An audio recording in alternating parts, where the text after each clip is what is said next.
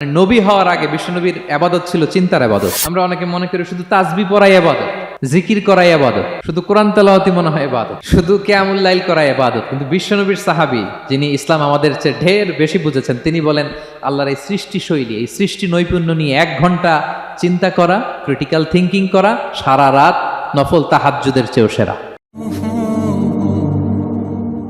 সূরা আলে ইমরানের 190 নম্বর আয়াতে আল্লাহ তাআলা বলেছেন, যারা আকাশ বাতাস পৃথিবী সৃষ্টি নিয়ে চিন্তা করে এবং সর্ব অবস্থায় আল্লাহ তাআলার জিকির করে, ওয়া ইয়াতাফাক্কারুনা ফি খালকিস সামাওয়াতি ওয়াল আরদ, এবং তারা তাফাক্কুর করে, ক্রিটিক্যাল থিঙ্কিং করে, এবং তারা বলে মা খালাকতা হাযা বাতিলা, হে আল্লাহ তুমি অনর্থক কিছু সৃষ্টি করো নাই। মনে রাখবেন, এই পৃথিবীতে আল্লাহ তাআলা অনর্থক কোনো কিছু সৃষ্টি করে নাই, করেছে? যেটাই সৃষ্টি করেছে এটা এর মধ্যে মানব কল্যাণ আছে না নাই? আল্লাহ তাআলা আমাদের জন্য কল্যাণ রেখেছেন। এবং এই আয়াত যখন নাজিল হল, বিষ্ণু ঈসা ইসলাম বললেন, ওয়াইলুন লিমান কারাআহা ওয়া লাম ইয়াতাফাক্কার ফিহা, ধ্বংস তাদের জন্য যারা এই আয়াত তেলাওয়াত করে কিন্তু এই আয়াত নিয়ে চিন্তা করে না, গবেষণা করে না।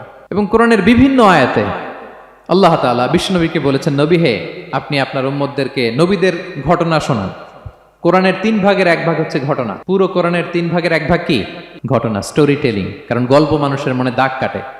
আল্লাহ তাআলা বলেছেন, ফাকুসুসিল কসাসা লাআল্লাহুম ইয়াতাফাক্কারুন, নবী হে আপনি তাদেরকে কিচ্ছা শোনান, ঘটনা শোনান, নবীদের কাহিনী শোনান, লাআল্লাহুম ইয়াতাফাক্কারুন, যাতে করে তারা ক্রিটিক্যাল থিঙ্কিং করে। তারা লূত আলাইহিস সালামের কওমের ঘটনা যখন শুনে যে আল্লাহ তাআলা আপসাইড ডাউন করে দিয়েছিলেন, তারা যখন কওমে আদের ঘটনা শুনে, কওমে সামুদের ঘটনা শুনে, তারা যেন চিন্তাশীল হয়। এবং বিশ্বনবীর সাহাবী আবু দারদা রাদিয়াল্লাহু তাআলা আনহু, উনি বলতেন, তাফাক্কুরু সাআতিন খায়রুন মিন কিয়ামিল লাইলা, 1 ঘন্টা কেউ যদি আল্লাহর সৃষ্টি নিয়ে চিন্তা করে, সেটা সারা রাত তাহাজ্জুদের সালাত পার করার চেয়ে উত্তম। আমরা অনেকে মনে করি শুধু তাসবিহ পড়াই ইবাদত, জিকির করাই ইবাদত, শুধু কোরআন তেলাওয়াতই মনে হয় ইবাদত, শুধু কিয়ামুল লাইল করাই ইবাদত। কিন্তু বিশ্বনবীর সাহাবী যিনি ইসলাম আমাদের চেয়ে ঢের বেশি বুঝেছেন, তিনি বলেন আল্লাহর এই সৃষ্টি শৈলী, এই সৃষ্টি নৈপুণ্য নিয়ে 1 ঘন্টা চিন্তা করা, ক্রিটিক্যাল থিঙ্কিং করা, সারা রাত নফল তাহাজ্জুদের চেয়েও সেরা। এবার বলেন, আমাদের চিন্তা করার দরকার আছে না নাই? ব্রেনটা খাটাবেন তো? এই যে যারা কনভার্টেড মুসলিম হয়, এরা কিন্তু অনেক চিন্তা ফিকির করে, নিজের সাথে নিজে বোঝাপড়া করে, ক্রিটিক্যাল থিঙ্কিং করে, তাদের অ্যানালজি কাজে লাগিয়ে, আল্লাহর দেয়া ব্রেনকে কাজে লাগিয়ে এরপরে শাহাদা পাঠ করে, এমনি এমনি না। এই যে কিছুদিন আগে আমেরিকান এক পপ স্টার কালেমা পড়ছে না? আপনি জানেন একটা ধর্ম চেঞ্জ করা, একটা ফেইথ চেঞ্জ করা, এটা কত বড় সিদ্ধান্ত? হ্যাঁ, বাপদাদার ধর্ম, বয়স 30-40, এতদিন যে ধর্ম মানলাম, এটাকে চেঞ্জ করে নতুন ধর্মে কনভার্ট হয়, এটা কত বড় সিদ্ধান্ত? Could you imagine that? It's not a joke. নিজের সাথে নিজের অনেক বোঝাপড়া করতে হয়, তারাই ক্রিটিক্যাল থিঙ্কিং করে। এবং বিষ্ণু ঈসা ইসলাম, উনি নবী হওয়ার আগেও এই চিন্তার ইবাদত করতেন। তিনি হেরা গুহায় চলে যেতেন, কাবা থেকে 6 কিলোমিটার উত্তরে, 634 মিটার উঁচু, যা বলে নূরের উপরে একটা কেইভ আছে, গুহা, এটার নাম হচ্ছে গারে হেরা।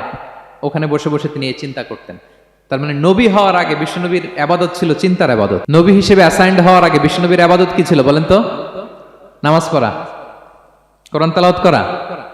কোরআন তো নাজিলই হয় নাই, কোরআন তেলাওয়াত করবে কেমনে? তখন 6 মাস বসে বসে উনি ওখানে কি করেছেন বলেন? ধ্যানমগ্ন ছিলেন, তিনি চিন্তা করতেন। ওইটাই ছিল ওনার আধ্যাত্মিক শিক্ষায়তন। ওই নির্জন গুহার মধ্যে উনি যখন চিন্তায় মগ্ন ছিলেন, আল্লাহর সৃষ্টি শৈলী নিয়ে চিন্তা করতেন, ঠিক ওই মুহূর্তে, অন্তিম মুহূর্তে, ওই মাহেন্দ্রক্ষণে নাজিল হয়েছে ইকরা বিসমি রাব্বিকাল্লাযী খালাক, read in the name of your lord who has created, পড়ো তোমার প্রভুর নামে যিনি তোমাকে সৃষ্টি করেছেন, শিক্ষা দিয়েছেন। তাহলে সম্মানিত সুধী, ইসলামের সূচনা হয়েছিল, এটা বলা যায় ফাইনালি যে ইসলামের সূচনা হয়েছিল এই চিন্তার ইবাদতের মধ্য দিয়ে। Be a part of our vision, do listen and share the খায়র।